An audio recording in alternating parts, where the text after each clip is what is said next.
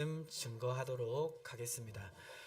20살에 알았더라면 좋을 것들이라는 책에 보면 실패자 이력서를 작성하라는 그런 조언이 있습니다. 실패자 이력서를 왜 작성하느냐? 성공을 통해서도 배우지만 실패를 하지 않으면 절대 배울 수 없는 것들이 있기 때문입니다. 그래서 실패자 이력서를 작성하면서 오히려 더 많은 것을 깨닫고 느끼고 할 수 있다라고 이 책의 저자는 조언합니다. 오늘 본문에 보면 인생에 정말 실패 가운데 절망 가운데 있는 두 여인이 있습니다. 그런데 이들은 그 실패 속에서 이전에 한 번도 경험해 보지 못한 새로운 하나님의 은혜의 손길을 경험하게 됩니다. 이 두 여인의 이름이 누구죠? 나오미와 룻입니다. 오늘 본문에 보면 모압 땅에서 실패하고 베들레헴에 돌아온 나오미가 나오는데요. 룻기 1장 19절에 보면 나오미가 돌아오자 나오미를 알고 있었던 사람은 나오미가 돌아왔느냐 이렇게 하면서 굉장히 들뜹니다. 왜 그렇겠습니까? 모압 땅에 어떤 성공의 목표를 가지고 간 사람이니까 어떤 결과물을 가지고 돌아왔을 거라고 생각했을 것 같습니다. 그런데 정작 나오미의 마음은 굉장히 괴로웠습니다. 나오미 1장 20절에 보면 이렇게 기록하고 있는데요. 나를 나오미라 부르지 말고 나를 마라로 불러라 이렇게 말하고 있습니다. 나오미의 뜻은 무엇입니까? 이름의 뜻의 즐거움인데 그 이름이 자기에게 너무나 오히려 고통스럽게 느껴지는 것입니다. 그래서 자신의 이름을 무엇이라고 부르라고 하냐면 마라라고 부르라고 합니다. 나오미는 베들레헴에 돌아왔을 때 패배의식과 벗어날 수 없는 비참한 삶의 현실이 그녀를 기다리고 있었습니다. 그렇기 때문에 자기를 마라라고 부르라고 한 것입니다. 그런데 이것은 모압 땅에서 새로운 삶의 기회를 가질 수 있었음에도 불구하고 포기하고 시어머니 나오미를 따라온 룻의 입장도 마찬가지였습니다. 이 룻도 믿음으로 절망의 상황 가운데 믿음의 선택을 해서 베들레헴으로 돌아왔습니다. 그러나 그녀를 기다리고 있는 것 역시 비참한 삶의 현실이었습니다.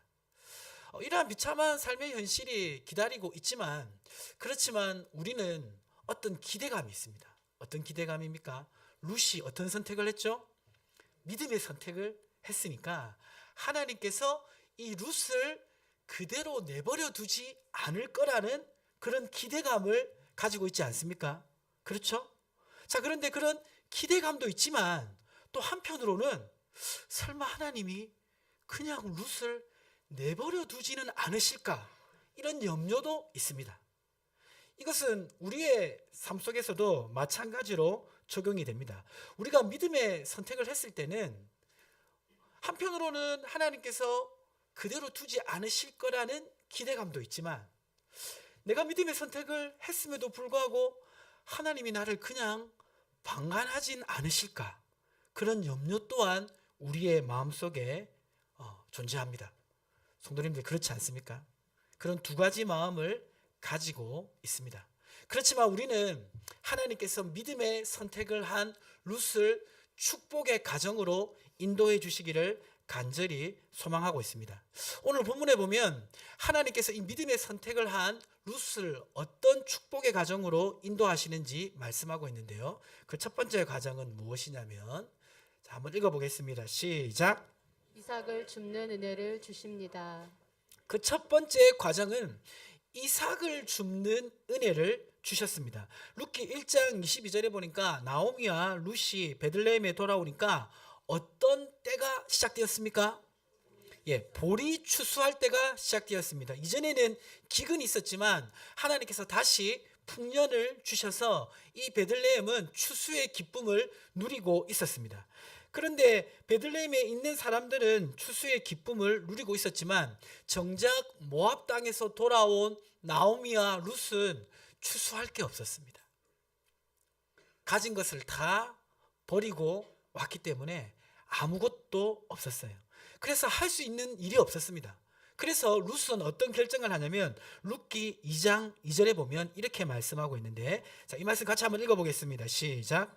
모함 여인이 그에게 이르되 원하건대 내가 밭으로 가서 내가 누구에게 은혜를 입으면 그를 따라서 이삭을 줍겠나이다 하니 나오미가 그에게 이르되 내 따라 갈지어다 하매. 자, 룻이 무엇을 주겠다고 말하고 있죠? 예, 이삭을 주는다는 건 뭐냐면 추수하다 보면 그 이제 곡식 알갱이가 하나씩 떨어져요. 그러면 율법에 보면 그 떨어진 알갱이까지 다 거두지 말고 그것은 그대로 두라고 하나님이 말씀하셨습니다. 왜 그렇습니까? 그거라도 주어서 먹고 살아야 할 가난한 사람들이 있기 때문이죠. 그래서 지금 룻과 나오미가 돌아왔지만 그들이 생계를 유지할 수 있는 방법은 이 이삭 죽기 밖에 없었던 것입니다. 그래서 룻이 어머니를 복양해야 되니까 또 자기도 먹고 살아야 되니까 이삭을 죽겠습니다 이렇게 말을 하고 시어머니도 그렇게 하라라고 말한 것입니다. 그래서 이제 이삭을 죽기 위해서 그렇게 길을 떠났는데 이 룻이 어디에 이르게 되었냐면 룻기 2장 3절에 보니까 우연히 어디에 이르렀죠? 시아버지 엘리멜렉의 친족 보아스의 밭에 이르렀습니다. 의도를 가지고 한 건 아니고 그냥 이삭을 주려고 갔는데 가다 보니까 우연히 보아스의 밭에 이르렀던 것입니다. 그래서 가가지고 이삭 죽기를 하고 있었는데 룻기 2장 4절에 보니까 보아스가 도착을 했습니다. 도착을 해가지고 추수하는 일꾼, 그러니까 자기 밭에서 추수를 해주는 일꾼들을 축복하면서 일이 잘 되고 있는지 안 되고 있는지 점검하는 모습을 보여줍니다. 자, 그래서 보아스가 이렇게 뚝 둘러봤는데 보다 보니까 평소에 보지 못한 눈에 띄는 한 여성이 있었습니다. 룻기 2장 5절에 보면 보아스가 이렇게 말하고 있는데요. 2장 5절에 보면 보아스가 베는 자들을 거느린 사람에게 이르되 이는 누구의 소녀냐 하니 룻기 2장 6절에 보니까 이렇게 말하고 있습니다. 베는 자를 거느린 사안이 대답하여 이르되 이는 나오미와 함께 모압 지방에서 돌아온 모압 소녀인데 7절 같이 읽어보겠습니다. 그의 말이 나로 베는 자를 따라 단 사이에서 이삭을 줍게 하소서 하였고 아침부터 와서는 잠시 집에서 쉰 후에 지금까지 계속하는 중이니이다. 이 여인이 이 소녀가 바로 나오미와 함께 모압 땅에서 돌아온 룻이라는 사람인 것을 보아스에게 알려줬습니다. 보아스는 이미 이 룻에 대한 소문을 듣고 알고 있었습니다. 그래서 어떻게 하냐면 8절에 보니까 보아스가 이렇게 룻에게 하는데 8절 말씀에 보면 보아스가 룻에게 이르되 내 따라 들으라 이삭을 주우러 다른 밭으로 가지 말고 여기서 떠나지 말고 나의 소년들과 함께 있으라 이렇게 말을 합니다. 그리고 9절 말씀 보시면 자 9절 말씀 같이 한번 읽어볼까요? 읽겠습니다. 시작. 그들이 베는 밭을 보고 그들을 따르라 내가 그 소년들에게 명령하여 너를 건드리지 말라 하였느니라 목이 마르거든 그릇에 가서 소년들이 길어온 것을 마실지니라 하는지라. 보아스는 이 룻을 도와주기 위해서 어떻게 하냐면 하나는 다른 밭에 가지 말고 내가 가지고 있는 이 밭에서 일할 것을 말합니다. 그리고 이 다른 소년들 그러니까 일하는 품꾼들이 룻을 건드리지 못하도록 그렇게 명령을 하는데 왜 그러냐면 당시에 이제 이삭을 여성이 혼자 줍다 보면 거기 일하는 품꾼들에게 또 못된 일을 당할 수도 있는 상황이었습니다. 그래서 소년들이 건드리지 못하도록 그렇게 명령을 합니다. 그리고 또 목이 마르거든 일꾼들이 먹는 물을 마실 수 있도록 그렇게 배려해 줍니다. 보아스는 어떻게 룻을 도와주냐면 룻의 보호와 안전을 약속하고 필요를 공급해 줍니다. 자, 다시 한번 읽어보겠습니다. 보아스는 어떻게 합니까? 룻의 보호와 안전을 약속하고 필요를 공급해 줍니다. 자, 이렇게 보아스가 배려하기 시작하는데 계속해서 일이 한참 진행되었습니다. 그래서 한참 일을 하다가 이제 식사할 때가 되었습니다. 그러자 룻기 2장 14절에 보니까 보아스가 어떻게 하냐면 같이 한번 읽어보겠습니다. 시작. 식사할 때 보아스가 룻에게 이르되 이리로 와서 떡을 먹으며 내 떡 조각을 초에 찍으라 하므로 룻이 곡식 빼는 자 곁에 앉으니 그가 볶은 곡식을 주매 룻이 배불리 먹고 남았더라. 예, 원래 그 식사는 일하는 품꾼들이 먹는 것입니다. 그런데 이삭을 줍는 룻을 식사 자리에 불러서 그렇게 함께 식사를 하는데, 자 여기 보니까 음식이 하나 나오는데 제일 먼저 나오는 음식이 떡이죠. 예, 우리 성도님들은 떡을 그냥 먹습니까? 어디 찍어 드세요? 예, 저는 꿀에 찍어 먹는 걸 좋아하는데요. 여기서 나오는 떡은 우리 한국식으로는 떡이지만 외국식으로는 뭐다? 빵입니다. 자, 자세히 보시면 빵을 주는 것도 사실은 지금 원래는 줄 필요가 없는데 품꾼들이 먹는 건데 보아스에게 빵을 주는데 그냥 빵만 주는 게 아니라 어디에 찍으라? 예, 빵을 우리는 뭐에 찍어 먹죠? 예, 올리브유가 있는 발사믹 소스에 찍어 먹죠. 예, 안 그러세요? 저는 옛날에 원래 찍어 먹는 거 몰랐는데 결혼하고 나서 찍어 먹게 됐는데 그냥 먹는 것보다 맛있더라고요. 그래서 지금 보아스가 그냥 뭐 챙길 필요도 없고 그냥 떡만 줘도 되는데 소스에 찍어 먹어라 하면서 이 초가 소스예요. 소스 초에 찍어 먹어라. 무슨 말인지 아시겠죠? 그래서 이렇게 빵을 소스에 찍어서 맛있게 먹게 해주고, 그리고 또 무엇을 줍니까? 예, 이 볶은 곡식은 뭐냐면 로스팅된 견과류입니다. 볶은 곡식. 예, 그냥 못 먹으니까 잘 먹을 수 있도록 이 로스팅된 견과류를 이렇게 줘가지고 배불리 먹을 수 있도록 해준 것입니다. 예, 이 보아스의 이 그 배려심이 참 이렇게 남다르죠. 그렇게 룻을 배려하고 나서 배부르게 먹고 난 다음에는 어떻게 하냐면 룻기 2장 15절에 보니까 2장 15절 한번 읽어보시겠습니다. 시작. 룻이 이삭을 주러 일어날 때 보아스가 자기 소년들에게 명령하여 이르되 그에게 곡식 단 사이에서 줍게 하고 책망하지 말며 또 그를 위하여 곡식 다발에서 조금씩 뽑아버려서 그에게 줍게 하고 꾸짖지 말라 하니라. 이게 무슨 말이냐면 원래는 이제 추수하다 보면 이게 알갱이 떨어지는 것만 주셔야 되는데 일하는 품꾼에게 보아스가 몰래 가가지고 명령해 가지고 단을 그냥 단체로 뽑아가지고 그냥 하나씩 버리라는 거예요. 예, 눈치 못 채게. 예, 물론 눈치 안 챌 수도 없지만 지금 이제 그냥 줄 수도 있는데 이 보아스가 굉장히 이 룻을 세심하게 배려하면서 자존심을 지켜주면서 룻을 도와주는 것을 보게 됩니다. 자, 그래서 보아스는 어떻게 룻을 도와주냐면, 넘겨주시면, 보아스는 룻의 자존심을 지켜주며 세심하게 배려해 줍니다. 자, 지금 이걸 보니까 어떤 기준이 딱 떠오릅니까? 우리 자매들 딱 어떤 기준이 떠오르죠? 이 기준? 좋은 형제의 기준이죠. 좋은 형제의 기준. 자, 제가 그거를 이렇게 한번 설명해 봤습니다. 보니까 보아스는 룻의 보호와 안전을 약속하고 필요를 공급해 줍니다. 보아스는 룻의 자존심을 지켜주며 세심하게 배려해 줍니다. 이거를 적용하면, 자, 우리 자매들만 한번 크게 한번 읽어보겠습니다. 시작. 좋은 형제는 자매의 보호와 안전을 약속하고 필요를 공급해 줍니다. 좋은 형제는 룻의 자존심을 지켜주며 세심하게 배려해 줍니다. 우리 형제분들 아멘이십니까? 예.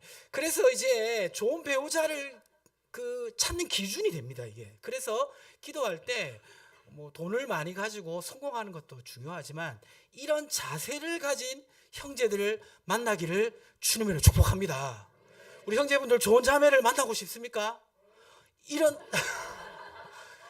형제가 되면 되는 거예요. 그래서 자매의 보호와 안전을 약속해 줄 수 있고 필요를 공급해 줄 수 있고 자존심을 지켜주며 세심하게 배려할 수 있는 형제가 될 수 있도록 하나님 나를 도와주십시오. 이렇게 기도하면 하나님이 좋은 사람 만나게 해주실 줄 믿습니다. 이건 단순히 어떤 경제적 능력만을 얘기하는 것이 아니라 삶의 자세를 의미합니다. 자, 그래가지고 이렇게 보아스의 배려를 받아서 룻이 저녁까지 이삭을 줍고 그 결과를 합해 보니까 룻기 1장 17절에 이렇게 기록하고 있습니다. 룻이 밭에서 저녁까지 죽고 그 죽은 것을 떠니 보리가 얼마쯤 되었더라? 한 에바쯤 되었더라. 이 한 에바가 22리터인데 이 22리터가 어느 정도 양이냐면 보통 그냥 노동자가 일했을 때 주는 삭시 1리터입니다. 그러니까 엄청난 양을 지금 주울 수 있도록 보아스가 배려한 것이죠. 예, 나오미와 룻이 모압을 떠나 고국에 돌아왔지만 나오미 가정은 넘어야 할 현실의 어려움이 많았습니다. 그러나 이 상황 속에서 룻이 할 수 있는 일은 이삭 죽기밖에 없었어요. 그러니까 어떻게 보면 하찮은 일인 이삭 죽기만을 하였습니다. 이삭 죽기만을 생각하면 우리의 삶이 비참하게 느껴질 수도 있습니다. 누군가의 도움 없이 살아갈 수 없는 입장이기 때문입니다. 우리도 절망적인 상황에서 믿음의 선택을 했을 경우에 하나님이 극적으로 모든 것을 역전시켜 주기를 우리는 바랍니다. 그런데 막상 현실은 이삭 죽기와 같은 일을 해야 될 때가 많습니다. 그러나 이삭 죽기와 같은 일이라 할지라도 믿음으로 그 일을 하시기를 주님의 이름으로 축복합니다. 이삭 죽기는 룻이 어머니를 봉양하고 먹고 살기 위해서 할 수 있는 유일한 일이었습니다. 그러나 그 일 속에서 하나님은 보아스를 통해 룻을 보호하시고 위로하시고 또 살아갈 은혜를 주셨고 또 그 안에서 나름대로 누릴 수 있는 풍성함을 주셨습니다. 다음 PPT의 말을 우리 같이 한번 읽어봤으면 좋겠는데요. 자, 같이 한번 읽어보겠습니다. 시작. 우리는 하나님의 은혜가 아주 입지적인 자리에서만 주어진다고 생각하는데 아닙니다. 비가 내리면 가장 낮은 곳까지 구석구석 스며들듯이 하나님의 은혜는 이삭 죽기의 현장에서도 주어집니다. 아멘이십니까? 비록 내가 이삭을 죽을 수밖에 없는 상황이지만 그 이삭 죽기 속에서 하나님은 은혜를 부어주시는 줄 믿습니다. 요셉이 보디발의 집에서 잘못해가지고 감옥에 들어갔죠. 감옥에 갇혔습니다. 그러나 그 감옥 속에서도 하나님께서는 간수장에게 요셉에게 은혜를 베푸도록 인도하여 주셨습니다. 오늘 보면 이 룻이 우연히 보아스의 밭에 이르렀다고 되어 있는데 우연이 아니죠. 누구의 인도하심입니까? 하나님의 인도하심 가운데 보아스의 밭에 이르게 된 것입니다. 우리가 절망적인 상황에서 믿음의 선택을 했을 때 아무런 길이 없는 것처럼 느껴질 때가 있습니다. 그러나 분명히 믿으시기 바랍니다. 그 상황 속에서도 이삭 죽기를 할 수 있는 일이 반드시 있습니다. 내가 절망적인 상황에서 하나님을 믿고 믿음의 선택을 했다 할지라도 당장 환경이 바뀌진 않지만 그래도 그 상황 속에서 이삭을 주울 수 있는 일을 하나님이 주시는 줄 믿으시기 바랍니다. 마태복음 6장 30절에는 분명히 말씀하고 있습니다. 오늘 있다가 내일 아궁이에 던져지는 돌풀도 하나님이 이렇게 입히시거늘 하물며 너희일까 보냐 믿음이 적은 자들아 라고 말씀하시면서 하나님께서 우리를 돌보시고 책임지신다고 말씀하고 있습니다. 혹시 절망적인 상황에서 믿음의 선택을 하신 분이 있습니까? 당장 환경이 한꺼번에 바뀌지 않는 것 때문에 낙심하지 마시고 내가 할 이삭 죽기가 무엇인지 찾아내시길 바랍니다. 그리고 그것을 실행하시길 바랍니다. 하나님이 그 일을 통해서 우리를 위로하시고 우리의 마음을 새롭게 하시며 또 그 상황 속에서 우리가 살아갈 수 있도록 우리를 지켜주실 줄 믿습니다. 아멘이십니까? 자, 두 번째 이삭 죽기를 한 다음에 그 다음에 하나님은 어떤 과정으로 축복의 길을 인도하실까요? 두 번째 같이 한번 읽어보겠습니다. 시작. 하나님의 기회를 보는 눈을 열어주십니다. 자, 어떤 눈을 열어주신다고요? 하나님의 기회를 보는 눈을 열어주십니다. 우리 양옆에 계신 성도님들에게 그렇게 외치겠습니다. 하나님의 기회를 보는 눈을 열어주십니다 라고 한번 외치겠습니다. 하나님의 기회를 보는 눈을 열어주십니다. 룻기 2장 18절에서 19절에 보면 이제 룻이 돌아왔어요. 돌아오니까 시어머니가 깜짝 놀랐습니다. 왜냐하면 이삭 죽기 하러 갔으면 사실은 1리터도 안 주고 와야 되는데 22리터를 주고 왔으니까, 그리고 보니까 막 이게 알갱이만 있는 게 아니고 단체로 있는 거예요. 그래가지고 며느리가 그거를 뽑아왔나 훔쳐왔나 그렇게 생각하지는 않았을 거고, 분명히 누군가가 은혜를 베풀었구나 그렇게 생각했습니다. 그래서 19절에 보면 시어머니가 룻에게 그렇게 말했습니다. 오늘 어디서 주었느냐, 어디서 일을 하였느냐, 너를 돌본 자에게 복이 있기를 원하노라 하니, 그 다음 같이 읽어보겠습니다. 룻이 누구에게서 일했는지를 시어머니에게 알게 하여 이르되 오늘 일하게 한 사람의 이름은 보아스니라 하는지라. 이때 룻이 처음으로 보아스라고 얘기했습니다. 자, 근데 이 보아스란 얘기를 딱 듣자 이 나오미의 마음속에 굉장히 낯설으면서도 어색한, 그렇지만 뭔가 친근한 그런 느낌이 왔어요. 굉장히 낯설고 어색하지만 친밀한 느낌. 이런 느낌은 어떤 느낌일까요? 이 얘기를 듣자 시어머니 나오미는 이렇게 얘기합니다. 룻기 2장 20절 말씀에 보면 나오미가 자기 며느리에게 이르되 그가 여호와로부터 복받기를 원하노라. 그가 살아있는 자와 죽은 자에게 은혜 베푸기를 그치지 아니하는도다 하고, 나오미가 또 그에게 이르되 그 사람은 우리와 가까우니 우리 기업을 물을 자 중에 하나이다 하니라. 저기 보니까 그 사람은 어떤 사람이다? 우리 기업을 물을 자 중에 한 사람이라고 말했습니다. 이 기업을 물을 자는 뭐냐면, 제가 첫 번째 시리즈 설교 시간에 말씀드렸는데, 이스라엘 사회에서 부부 중에 남편이 죽고 가부가 되면 그 가부를 책임지기 위해서 형수나 제수가 장가 들어가지고 아이를 낳아주고 경제적으로 봉양하는 계대 결혼이라는 제도가 있었다고 말씀드렸죠. 예. 그런데 그 계대 결혼은 형제뿐만 아니라 친척에게도 적용이 됩니다. 자, 그런데 나오미는 자기가 모압 땅에서 베들레헴에 돌아올 때 이렇게 계대 결혼을 해서 책임질 사람이 없다고 생각했습니다. 맞죠? 왜 그랬냐면 일단 아들들이 다 죽었고, 당시는 어떤 시대였냐면 사사시대였습니다. 어떤 시대였다고요? 사사시대는 자기 소견에 옳은 대로 살아가는 시대로 하나님의 말씀을 지키지 않는 시대였어요. 그래서 하나님을 사랑하고 또 하나님의 사랑에 근거해서 다른 사람들에게 인애를 베푸는 헤세드의 정신이 실현되지 않는 시대였습니다. 그러니까 당연히 나오미가 생각할 때는 자기 아들들은 다 죽었고, 그리고 우리가 돌아간다 할지라도 율법에 근거해서 우리를 책임질 만한 사람이 없을 거라고 생각한 거예요. 이해가십니까? 그런데 보아스 얘기를 딱 듣자 순간적으로 어쩌면 설마 그럴 수도 있겠다. 보아스라면. 혹시 우리 성도님들 중에 지금 자녀가 결혼 정년기에 있는데 어느 날 갑자기 한 번도 생각해 보지 않은 교회 내 형제 자매 이름이 갑자기 떠오른 적 있습니까? 땡땡땡이 갑자기 떠올라. 에이, 걔는 아니지. 설마? 어쩌면? 될 수도? 하나님이 인도하시나? 그런 아주 어색한, 낯설고 친근한 그런 느낌을 받은 적 있으십니까? 제가 결혼하기 전에 이제 부산에 처음으로 전임 사역자로 부임해서 내려갔거든요.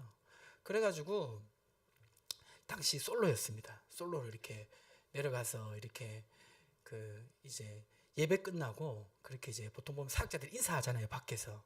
그래서 예배를 끝나고 제가 인사를 열심히 하는데 한 커플이 저를 보고 인사를 하고 돌아갔어요. 저는 그 커플이 누군지 기억이 안 나는데요. 그때 그 커플 중에 남자분이 있었고 여성분이 있었는데, 여성분이 저를 보자마자 머리에 망치로 얻어맞은 것처럼 뭔가 굉장히 친근하면서 아주 낯설은 느낌을 받았다고 합니다. 그분이 누구일까요? 대답하지 않겠습니다. 이 아주 어색하면서 아주 이상한데 그러면서 친밀한 느낌, 이게 지금 나오미가 느끼는 느낌이에요. 무슨 말인지 아시겠죠? 한 번도 생각해 보지 않았는데 그럴 수도 있겠다. 제가 이번에 청년부 수련회 갔다 왔잖아요. 청년부 수련회 갔다 와 보니까 우리 샘물교회에 좋은 형제 자매들이 많아요. 예. 가끔 저한테 이렇게 이렇게 권사님이나 장로님이나 집사님 중에 결혼 정년기에 있는 자녀가 있는 부모님들이 저한테 좀 소개시켜 달라고 그렇게 이제 얘기를 하거든요. 근데 제가 한 번도 이렇게 직접적으로 소개시켜 드린 적이 없어요. 왜 그렇습니까? 잘못되면 빰이 섞대. 직접적으로 소개해 드린 적 한 번도 없는데 제가 오늘은 좀 얘기를 해야 되겠어요. 예. 여기 샘물교회에 좋은 형제 자매들이 많이 있습니다. 제가 추천드립니다. 그런데 그 보물을 가지고 나가는 법은 없잖아요. 예. 보물을 찾으러 이곳에 오시기 바랍니다. 들을 게 있는 청년들은 들으십시오. 예, 제가 보니까 그 유튜브 영상을 다른 분들이 많이 보세요. 예, 그 보물을 발견하면 모든 것을 가지고 찾으러 오잖아요. 찾으러 오는 자에게 복이 있을 줄 믿습니다. 자, 오늘 보면요, 이삭을 줍는 이 현장 속에서 바뀌는 거는 아무도 없어요. 근데 바뀌어가는 게 하나 있습니다. 뭐가 바뀌어갑니까? 나오미의 시각이 바뀌어가요. 그전에는 기업을 물을 자가 없을 거라고만 생각했습니다. 근데 이삭 죽기를 하다 보면 낮아진 마음속에 하나님의 위로와 은혜가 임하게 되는데, 낮아진 마음속에 하나님의 은혜와 위로가 찾아오면 변하게 되는 게 있는데요. 무엇이 변하게 되냐면 시각이 변하게 됩니다. 어떤 시각을 가지게 되냐면 하나님의 기회를 볼 수 있는 시각을 가지게 됩니다. 우리는 절망의 상황 속에서 믿음의 선택을 하면 하나님의 환경을 갑자기 바꾸어 주시기를 원합니다. 그러나 막상 현실은 이삭 죽기와 같은 그런 일들을 해야 될 때가 많아요. 그러나 그 이삭 죽기는 이삭 죽기로 끝나지 않습니다. 이삭을 주우면서 그 가운데 자신을 돌아보고 하나님의 은혜가 회복되면 무엇이 변하냐면 눈이 변합니다. 하나님의 기회를 볼 수 있는 눈이 생기는 것이죠. 구약에 보면 가장 이렇게 좀 안타깝고 또 화가 나는 장면이 있는데, 그 장면이 뭐냐면 아브라함이 자기의 첫째 아들 이스마엘을 내쫓는 장면입니다. 그 장면 아시죠? 예. 그 본처인 사라가 이제 이삭을 낳으니까 이렇게 후처였던 그 하갈의 자녀였던 이스마엘과 같이 살 수 없으니까 결국 이스마엘을 그 하갈과 함께 광야로 내보내요. 근데 그 성경에 자세히 보면 내보낼 때 무엇을 주고 내보내는 줄 아십니까? 가죽 부대에 물 메어주고 내어보냈어요. 너무나 냉정하지 않습니까? 그래가지고 가죽 부대에 물 하나 들고 하갈이 아직 장성하지 않는 이스마엘을 데리고 광야에서 방황을 하다가 물이 떨어지니까 이제는 죽을 수밖에 없겠구나 그렇게 생각하고, 아들을 가까이 두면 너무나 고통스러우니까 아들을 저 멀리 두고 대성통곡하고 울고 있었습니다. 그때 하나님께서 나타나셨어요. 그것이 창세기 21장 16절부터 기록되어 있는데요. 이렇게 말씀하고 있습니다. 이르되 아이가 죽는 것을 참아보지 못하겠다 하고 화살 한바탕 거리 떨어져 마주 앉아 바라보며 소리내어 우니, 하나님이 그 어린아이의 소리를 들으셨으므로 하나님의 사자가 하늘에서부터 하갈을 불러 이르시되, 하갈아 무슨 일이냐, 두려워하지 말라, 하나님이 저기 있는 아이의 소리를 들으셨나니. 18절부터 같이 한번 읽어보겠습니다. 시작. 일어나 아이를 일으켜 내 손으로 붙들라, 그가 큰 민족을 이루게 하리라 하시니라. 하나님이 하갈의 눈을 밝히셨으므로 샘물을 보고 가서 가죽 부대에 물을 채워다가 그 아이에게 마시게 하였더라. 상황은 그대로예요. 그 샘은 원래 거기 있었어요. 그러나 절망 가운데 그게 보이지 않았을 뿐입니다. 그러나 하나님께서 은혜를 주시자 하나님은 샘을 만든 게 아니라 하갈의 눈을 떠가지고 거기 샘이 있는 것을 보게 하셨어요. 나오미가 이전에 모압에서 실패하고 돌아올 때 룻기 1장 11절에서 13절에 보면 이렇게 말하고 있습니다. 내 딸들아 돌아가라. 너희가 어찌 나와 함께 가려느냐? 내 태중에 너희 남편 될 아들들이 아직 있느냐? 내 딸들아 되돌아가라. 나는 늙었으니 남편을 두지 못할지라라고 말을 하면서 아무런 소망이 없다라고 생각했어요. 그러나 이삭을 주우면서 그 마음이 회복되자 하나님은 하나님의 기회를 볼 수 있는 눈을 열어주셨습니다. 그러자 어떻게 됩니까? 룻기 2장 20절에 보면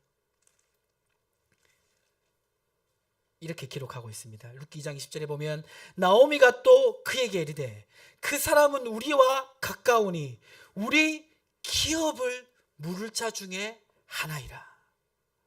룻과 연결될 수 있는 가능성이 있는 사람이라고 말한 것입니다. 이사야서 45장 3절에 보면 이렇게 기록하고 있습니다. 같이 한번 읽어보겠습니다. 시작. 흑암 중에 보아와 은밀한 곳에 숨은 재물을 주어 내 이름을 부르는 자가 나 여호와 이스라엘의 하나님인 줄을 내가 알게 하리라.